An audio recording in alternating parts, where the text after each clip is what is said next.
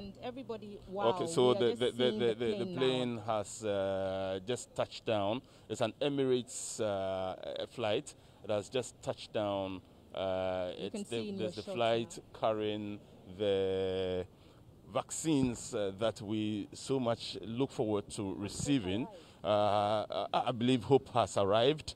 But the fact that hope may have arrived does not then also suggest that we can go back to sleep and allow life to go on as usual. Of course, not everyone will be vaccinated, at least not in the next 6 months, not in the next 1 year. It will take time for everyone to be vaccinated, and therefore what it means is that even if you know that vaccines have arrived, you still need to stay safe, you still need to protect yourself, and you still need to protect others as well. Yes, Abdul. The team is standing by. The health minister designate, who is also the former health minister, who has led this fight from the very beginning, is around with the officials of the Ghana Health Service, and we expect that they will receive the vaccines. We understand that samples or a portion of the vaccines will be transported here to be received by the delegation as a symbolic gesture, and then from here they will be safely transported. Arrangements have been made for the vaccines to be transported to a place where the temperature is right to keep the vaccine. Mind you, Abdul, the choice for Ghana to go with the AstraZeneca, the Oxford vaccine, largely had to do with the storage capacity of the country, and this has brought us to where we are. The team is ready to receive the package. That's very true. You're talking about storage. We do understand that these vaccines have to be stored under certain conditions in respect of temperature and other conditions as well. You have been conducting the research into these as well, and I'm sure you will be able to share with us the basic information regarding the temperature and whether or not we have the capacity to store about 600,000 vaccines as have arrived, and indeed we are expecting more to arrive subsequently. In the coming weeks. Yes, certainly. When you compare, according to the information that has been made available by the experts, so by the WHO, by UNICEF, by other international media sources, the vaccines, some of them need to be stored under very, very cold temperatures, below 0 degrees, some below minus 20 degrees Celsius. And we were told that Ghana did not have the capacity at the time. And so we opted for the AstraZeneca, which can be stored at refrigerator temperature. And we already have those facilities because of vaccinations for measles and other stuff, which were kept under similar conditions. So we are seeing trucks pulling up. These are Ghana Health Service trucks. Yep. And these are not ordinary trucks. You're seeing they're temperature control. You can call them moving refrigerators. That's because, and we're just talking about the storage facilities and whether or not we have the capacity and the ability to store these vaccines. The Ghana Health Service already showing that it has the capacity, at least, to transport these vaccines from the airport to the final destination where these will be stored and administered to persons who immediately need the vaccination. For those of you who just joined the coverage, we're bringing you live videos, footage from the Kotoka International Airport, where just a couple of minutes ago, the Emirates aircraft carrying the 600,000 vaccines expected in Ghana landed and is currently taxiing. We can see it making its way to the Terminal 3. We are here at the Terminal 2. The vaccines will be delivered at Terminal 3, I understand. Yes, I understand they will be sent there and then brought samples, or a piece of it will be brought here to make the symbolic presentation, I would suppose. And then the rest of it will be safely transported under the right temperature to the storage facilities that have been designated. So like we said, the health minister designate is here. A team from UNICEF is also around. All Ghana's health partners, the Ghana Health Service, very, very much represented. All of Ghana's health partners are here to ensure that this is done safely. The aim is to assure you and I that these vaccines are for our own good, and it may be in our best interest to opt to get vaccinated. Because, Abdul, the law does not mandate or compel anybody to be vaccinated against their will. So people have to be willing to take the vaccine. And that is what the officials are counting on in the next few days, to build up that professional, competence, so that people will have trust in the vaccine, and then and there's international interest in the arrival of these vaccines as well. UNICEF already, we have indicated to you, is playing a key role in the arrival of these vaccines and the acquisition of these vaccines as well. Indeed, Thelma did make a point earlier regarding the fact that when the vaccines were first produced in the Western world, in Europe, in America in particular, it appeared that Africa had been forgotten, and the distribution was focused on persons within these continents and countries that particularly were not as vulnerable to the virus as other people in Africa were. But agencies such as UNICEF came in and have ensured that there is equitable distribution of the vaccines so far. 600,000 have come into Ghana. We're expecting a lot more to arrive in the coming weeks Abdul, and because months. mind you, the president has pledged his commitment to ensuring that all Ghanaians are vaccinated. We are talking about 31 million people, some of whom may be initially excluded from being vaccinated. For example, children who have not been trialed with any of these vaccines, and so the effect on their livelihood has not been ascertained. So we know for a fact that children are not going to be vaccinated, at least at this initial moment. There may be other groups of people who, though may be willing to be vaccinated, cannot accept the vaccine because of one or two reasons. And this is outside of those who refuse to take the vaccine for no reason. So we do have a Herculean task ahead of us to achieve herd immunity. And that's why I earlier made the point that even as the vaccines arrive, we should not become complacent, because even if the distribution started today, it would not get to every Ghanaian immediately. And what the studies have shown us also is that even if you do get the vaccine today, you do not get automatic immunity. So the foolproof way still remains social distancing, wearing your mask, washing your hands with soap under running water, and then basically keeping to the protocols, avoiding crowded spaces, because there have been instances in the West where people have received the vaccination and have still gone on to be infected. However, the plus side for them is they do not get as sick, and they report even milder symptoms because their bodies have been exposed to a system which allows antibodies to be produced and to fight off the infection. You mentioned the issue of children. It's instructive to note that just about 2 or 3 weeks ago, the Komfanoche Teaching Hospital in particular did make all of us aware that its children's ward had been inundated with cases of COVID-19. Indeed, at the time, we're told that some children had lost their lives. At least 2 had lost their lives as at that time. But previously, we never heard cases of children contracting the disease, the virus in the first place, and to go on to die was very unfortunate.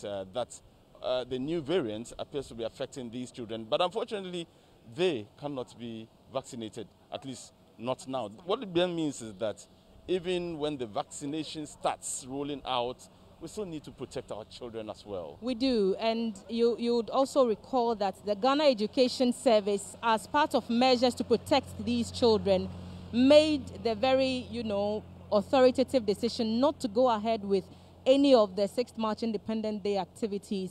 6th March is very dear to the country. It is when we got independence, and children, for as long as I have been around, have looked forward to those activities, to march and give Ghana a little bit of what Ghana has given to them. But all those programs and other related activities to the Independence Day activities have been cancelled. It tells you that the situation needs to be brought under control somehow. And we have to let go of some of the things we love most so that we can protect ourselves to be alive to enjoy them. in future. Thelma, to our left there, we've seen the government delegation led by the Honorable Minister-designate in charge of health, and you have already told our viewers that indeed he has been in charge of health for the last 4 years, but again, particularly in the fight against coronavirus, he's been very, very instrumental, to the point where at a point he himself was reported to have contracted the virus, but thanks be to God, he has recovered and has continued working effortlessly and hard working towards bringing this virus to a close, so to speak, Thelma. So we also find some members of the diplomatic corps together with the government delegation currently conferring with each other. I'm sure that they are all excited that finally there appears to be light at the end of the tunnel, that this pandemic will eventually be fought and the battle will be won. I'm very expectant as well, Abdul, and I'm very excited to see the collaboration that the government and people of Ghana have received from their development partners. We can see representatives from the U.S. Embassy. You can see their vehicle and their flag prominently here. You can see some delegations also from the UK High Commission. And then, obviously, as we've said, UNICEF, and they've worked hand in hand with the COVAX team that was put together by the World Health Organization to ensure equitable distribution of the vaccines. As at now, we understand that only 20% of Africa's population has been vaccinated. And those numbers are very low indeed when you compare them to places like the UK, where about 17 million people have already been vaccinated in the past 3 weeks. And in the US, where a lot more people are being vaccinated and being offered the vaccine. So indeed, hope has arrived, I would like to believe, Abdul. And I'm excited to see the collaboration and the dedication with which we are getting support to fight this battle. Exactly, and again, we having to go back to the genesis of the virus and what the government of Ghana has been doing to ensure that its spread is kept, so to speak. We go back to the weekly press conferences. In fact, every week there are 2 press conferences since March of last year to address issues relative to COVID-19. You believe that in some way has helped to keep the numbers where they are now, even though we are complaining that well, we've recorded too many deaths. Yeah, and the other thing that I believe those press conferences have achieved is also to help us with misinformation and conspiracy theories that have surrounded the whole pandemic since the World Health Organization declared it a global pandemic in February of last year. So it has helped us to know what is right and what information is not right and which ones we should disregard. I remember when the coronavirus scare started and people started drinking all sorts of medical concoctions. The Ghana Health Service, through those press conferences, for example, had the opportunity to engage with people who were well-knowledged, well-learned in those fields to tell people what to expect, what to do and what not to do. Because we've learned from the experience in China that they have used certain systems that have worked for them. And so people were suggesting that we could try those as well. But the Ghana Health Service has guided the public reactions and the public access to information as much as they can. But social media has not made that easy, Abdul. And we still constantly find false information and fake news carrying such false messages across to people. We see that the security personnel, all is about set now, indicating that we need to relocate in order to do their work safely, so that the vaccines arrive safely.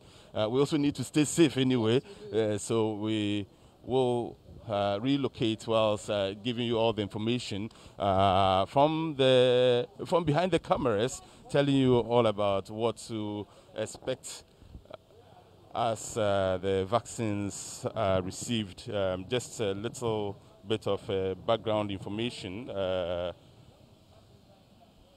that the flight carrying about 600 doses of the AstraZeneca, 600,000 doses of the AstraZeneca Oxford vaccine produced by Serum Institute of India has landed in Ghana's capital here in Accra.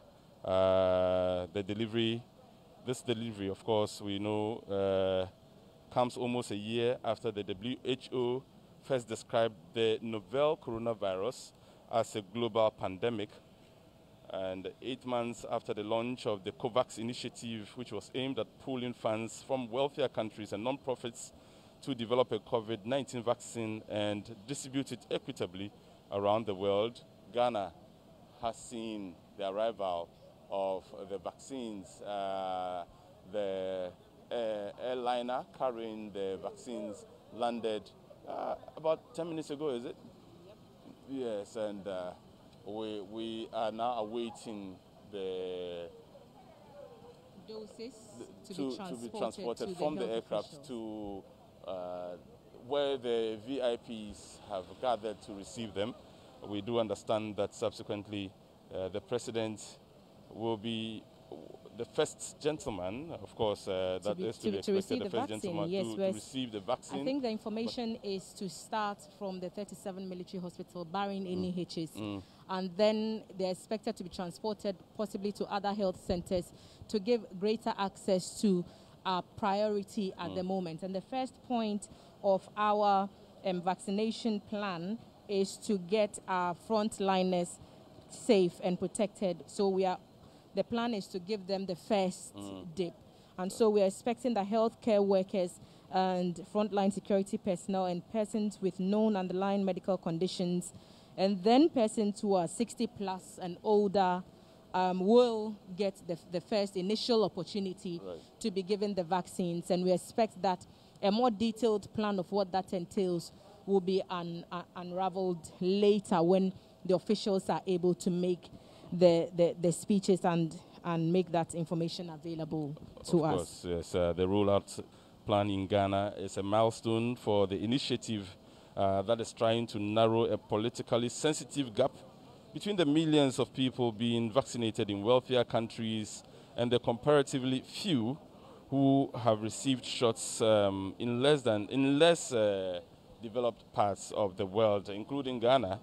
We know that the AU has been trying to help the 55 member states here in Africa buy more doses in a push to immunize at least 60% of the continents. And Africa is actually made up of 1.3 billion people. That's a little lower than the Chinese population alone, and lower than the Indian population alone as well. But do we know of the vaccine and how it works in China as well? You know, all of this conversation started when coronavirus was first identified in the Wuhan city of China.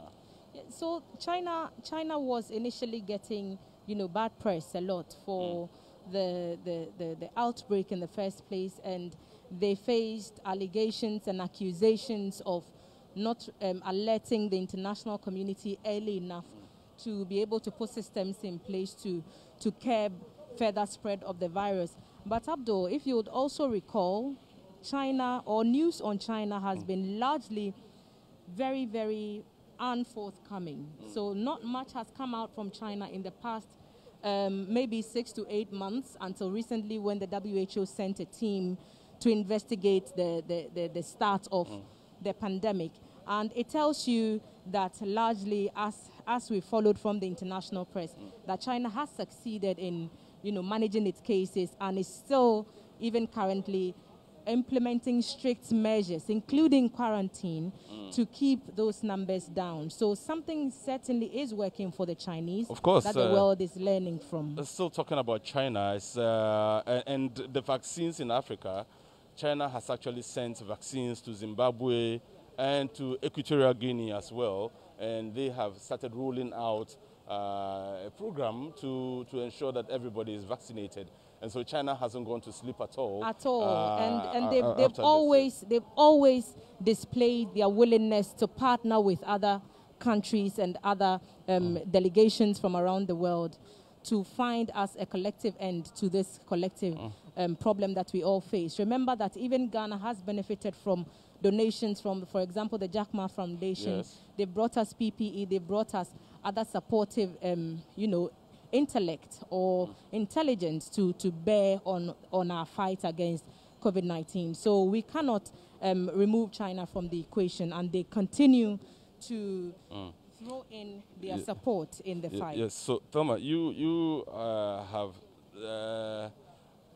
as we say in the media, intercepted, stumbled upon some information regarding the vaccination rollout plan, which we believe has been approved by the FDA. Yes. Again, this is just something we have stumbled upon, but we just feel that our audiences need to know about it as well. So you may want to... So when we initially got the information, there was no confirmation from anywhere. But on Friday, when the Ministry of Health and its partners, i.e. the Ministry of Information, and then UNICEF, COVAX, and the rest, met at that very important press conference to talk about the rollout plan for the vaccination. They did let us know that the coverage would be for 260 metropolitan, municipal, and district assemblies, and that there will be 12,500 vaccinators involved with 2,000 supervisors, and they're expecting nearly 40,000 people to volunteer in this rollout program. So we are getting 2 FDA-approved vaccines. The FDA has come out to say they are safe and they will do the job, because there have been concerns that one of the vaccines may not be as effective against the new variant of the coronavirus. But the FDA has been quick to allay those fears and to say that, look, some protection, which is in this case is over 70%, is better than 0% protection at all. So people should have hope in the system that the vaccine will do what it's supposed to do, as we've seen in countries like the UK, where studies have come up recently, just in the past week or so, to show that vaccination has been one of the key things that have helped them to manage their cases. Okay, so right now, I'm sure you're seeing on your screens the vaccines as they are being transported from the Emirates aircraft to the VVIP lounge here at the Kotoka International Airport, specifically Terminal 2. And we have a statement from the Ministry of Information regarding the arrival of these vaccines. Thelma might want to read that for us, even as we observe the arrival of the vaccines. 600,000 of them, we have been told. Thelma, what does the ministry say concerning this? So here's a statement signed by the President representative at the Ministry of Information, the Honorable Kojopon Nkrumah, and it's a statement on the arrival of the COVID-19 vaccine in Ghana. And I'm going to read this as I received it. It says, the government of Ghana is taking delivery of 600,000 doses of AstraZeneca COVID-19 vaccine made by the Serum Institute of India, Covishield, today, February 24, 2021. This is the first consignment of vaccines acquired through the COVID-19 Vaccine Global Access Facility, COVAX, which Ghana, among 92 countries, has signed on to. COVID-19 vaccination will be conducted in phases among segmented populations. The first segment of the population that will receive from the 600,000 doses will be health workers, adults 60 years and over, people with underlying health conditions, frontline executive, legislature, judiciary, and their related staff, frontline security personnel, some religious leaders, essential workers, teachers, and other personalities in Greater Accra Metro, including Ewutu Senya and Ewutu Senya East in the central region. A similar segmented population in Greater Kumasi Metro and Obuasi Municipality will also be covered. From March 2nd, the COVID-19 vaccines will be deployed in health facilities and designated centers in these geographical regions. The government of Ghana remains resolute at ensuring the welfare of all Ghanaians and is making frantic efforts to acquire adequate vaccines to cover the entire population through bilateral and multilateral agencies. We urge you to do your part by ensuring that you get vaccinated when the vaccine gets to you. We acknowledge the hard work of the technical teams from the Ghana Health Service, the Ministry of Health, the Ministry of Information, the COVID-19 Task Force, and all those who have assisted in getting us this far. Our development partners are also acknowledged for their tremendous financial and technical support. It is our hope that they will continue to support in our sustained efforts in combating this virus and putting COVID-19 behind us. That's the end of the statement, Abdul. And I can hazard a guess as to what informed the choice of those geographical locations. You recall that when there was a lockdown in parts of the country, some of these areas that have been mentioned in the statement actually came up. I mean, were some of the areas that were the hotspots, and so they went under lockdown, partial lockdown. It is therefore not surprising that they have also come up some of the areas to receive the first doses of the vaccine. But the minister designate for health, as well as some government officials, currently about to receive the vaccines that just arrived. 600,000 doses of these vaccines. And so the good news is that what it means is that at least in the next few weeks, 600,000 Ghanaians, vulnerable Ghanaians and persons who are in frontline essential workers. Do journalists fall within this? If we do, we would wait for Honorable Kojopo Nkrumah to send a tweet, maybe like he did the last time. And for the avoidance of doubt, journalists are considered frontline workers. So it remains to be seen whether we do get cover, Abdul. But it's refreshing to note that the Accra and the Greater Kumasi metropolitan areas and Ewutu Senya would be priority focus areas because they have had more cases, and so the attempt to make those areas a priority would be in line. Which one?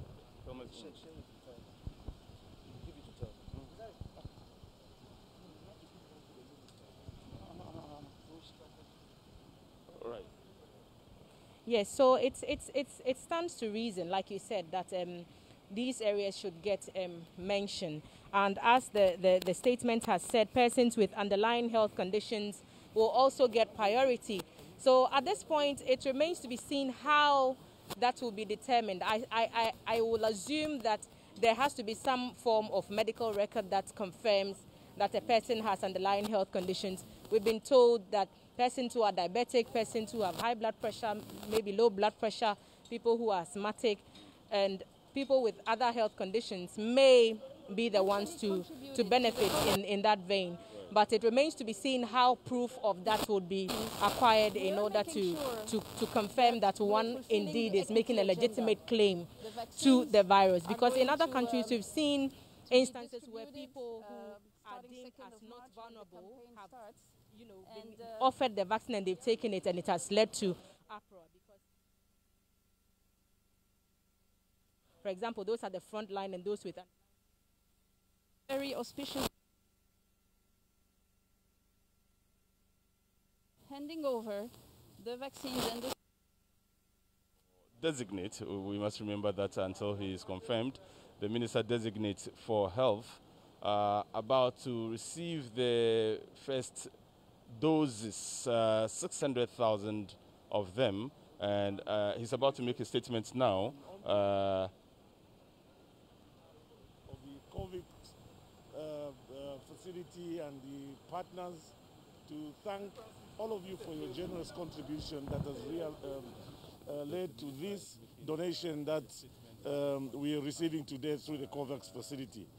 Ghana has led the way, and we can only say on behalf of WHO and the Director General, Dr. Tedros, and the Regional Director, Masidiso Moeti, that we hope statements right now. We will summarize whatever the minister says subsequently to you, but just a quick reminder that a flight carrying about 600 doses of the 600,000, why do I keep saying 600? It's actually 600,000 doses, and the good news is that in the next few weeks, what it means is that at least 600,000 vulnerable and exposed Ghanaians will receive the vaccination, and so 600,000 of us will be free of the virus, and that for me is very good news. But also because we still need to keeping safe, keep washing our hands, using the hand sanitizers, and of course wearing the face mask, and keeping that social distancing we become used to. There's another statement. Yes, Abdul. The WHO and UNICEF have issued a joint statement, and that has just been forwarded to me by the Office of the Ministry of Information, and it's saying the heading is Ghana becomes recipient of historic first shipment of COVAX vaccines. And the statement reads, after a year of disruptions due to the COVID-19 pandemic, with more than 80,700 Ghanaians getting infected with the virus and over 580 lost lives, the path to recovery for the people of Ghana can finally begin. This is a momentous occasion as the arrival of the COVID-19 vaccines into Ghana is critical in bringing the pandemic to an end. The only way out of this crisis is to ensure that vaccines are available for all. We thank all partners that are supporting the COVAX facility to deliver safe and effective COVID-19 vaccines to all countries quickly and fairly. These 600,000 COVAX vaccines are part of an initial tranche of deliveries of the AstraZeneca Oxford vaccine licensed to the Serum Institute of India, which represent part of the first wave of COVID vaccines headed to several low and middle income countries. The shipment also represents the beginning of what should be the largest vaccine procurement and supply operation in history. The COVAX facility plans to deliver close to 2 billion doses of COVID-19 vaccines this year, and this is an unprecedented global effort to make sure all citizens have access to vaccines. We are pleased that Ghana has become the first country to receive the COVID-19 vaccines from the COVAX facility. We congratulate the government of Ghana, especially the Ministry of Health, Ghana Health Service, and Ministry of Information for its relentless efforts to protect the population.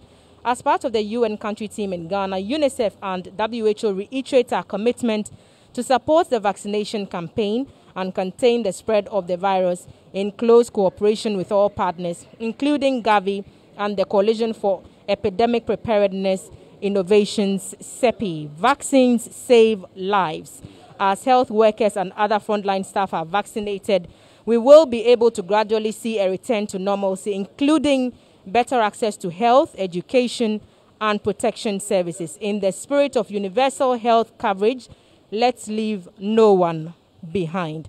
So that was the joint statement by the WHO and UNICEF. Congratulating all parties involved, basically, Abdul, and happy to see that the gateway to Africa, Ghana, is the first country to receive the shipping or the supply from the COVAX facility. Yes, but just to also remind our viewers that but in Africa, Zimbabwe and Equatorial Guinea have already received some vaccines as well, but not from the COVAX. We needed to clear that before people think that we...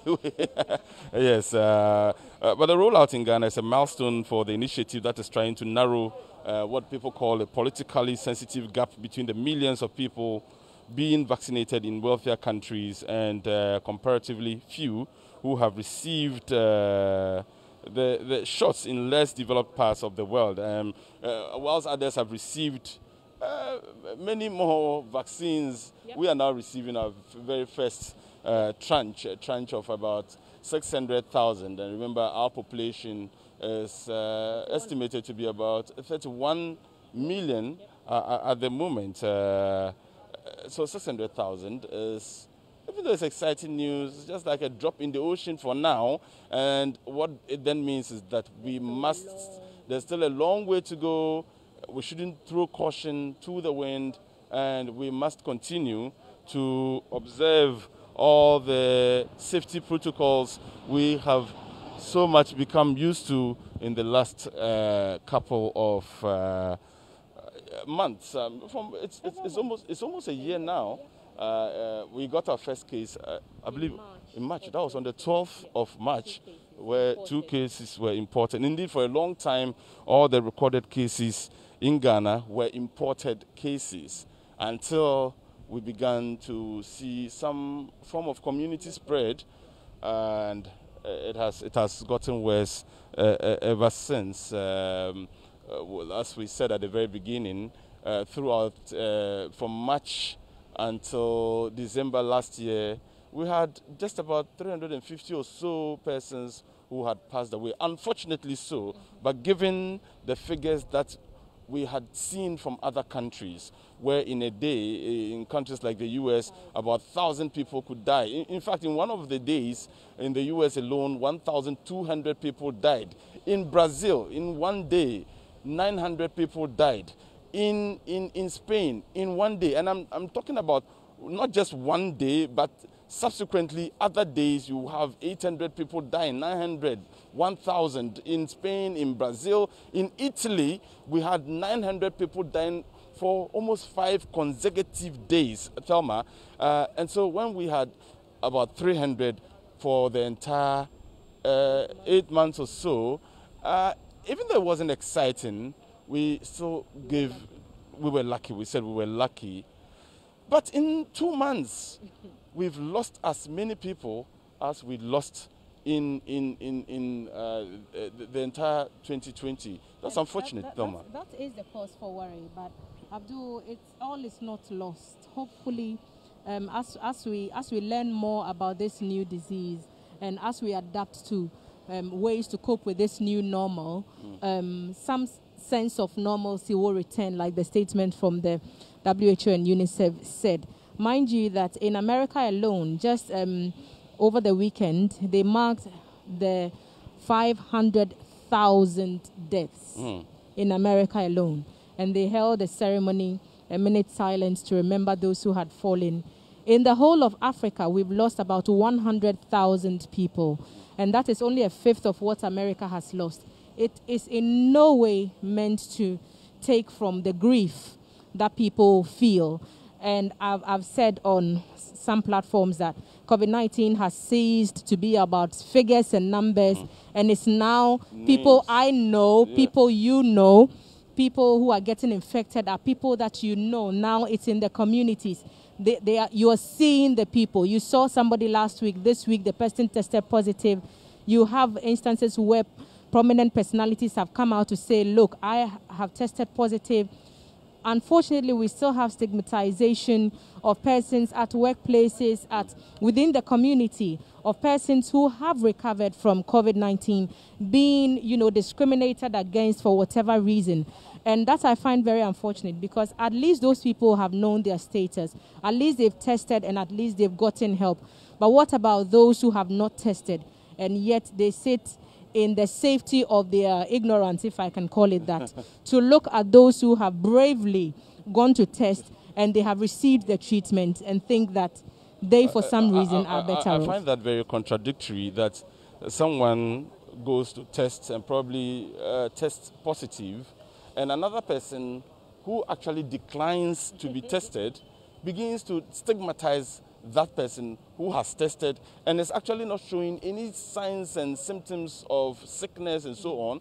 Yet, you sitting there, you are feeling symptoms. You have some symptoms of illnesses, and yet you haven't tested.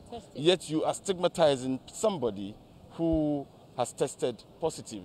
The person is safer than you who have not tested, and therefore the stigmatization must stop. Indeed, everyone must be encouraged to go out there and test, and if found positive, get some treatment and get everyone else to be safe, rather than staying away from being tested and putting the rest of us at risk.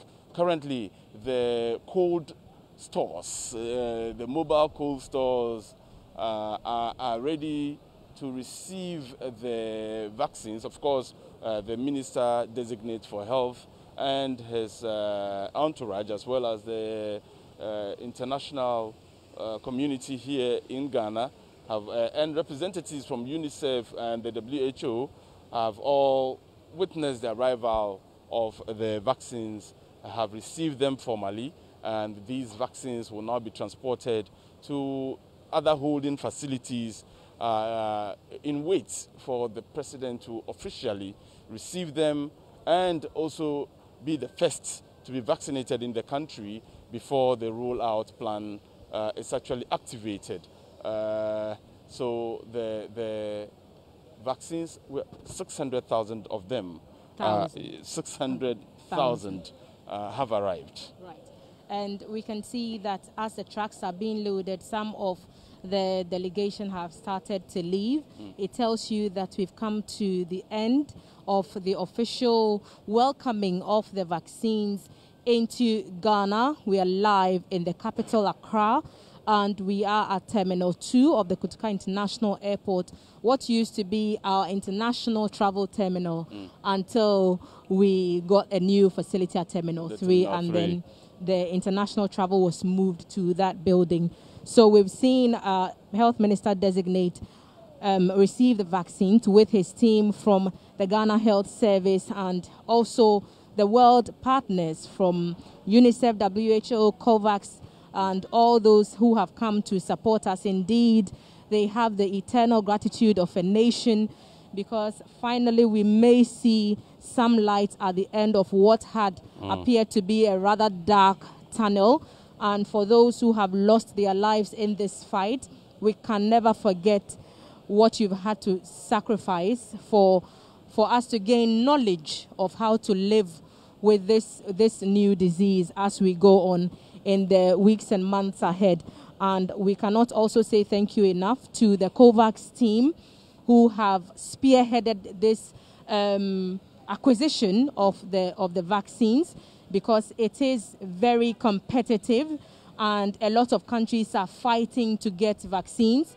And for Ghana to be the first in Africa to benefit from the facility is really welcome news for its citizens. And we hope that the whole of Africa, indeed, everyone everywhere in the world who desperately needs a vaccine in order to be safe and to survive will get one sooner rather than later. And I'm also hoping... Thelma, just to cut in there, as you talk about Ghana being the first in Africa, we always need to emphasize the fact that we are referring to the COVAX. To the COVAX with the COVAX, and not because other countries have received some other forms of vaccinations, but Ghana is the first to receive the COVAX vaccination facilities. That clarification, we need to keep making it before. Yes, because vaccinations have started in other African countries. Zimbabwe, Equatorial Guinea, even in South Africa. Yes. On the 17th of February, they started some vaccinations. So mind you, South Africa had to get new vaccines so that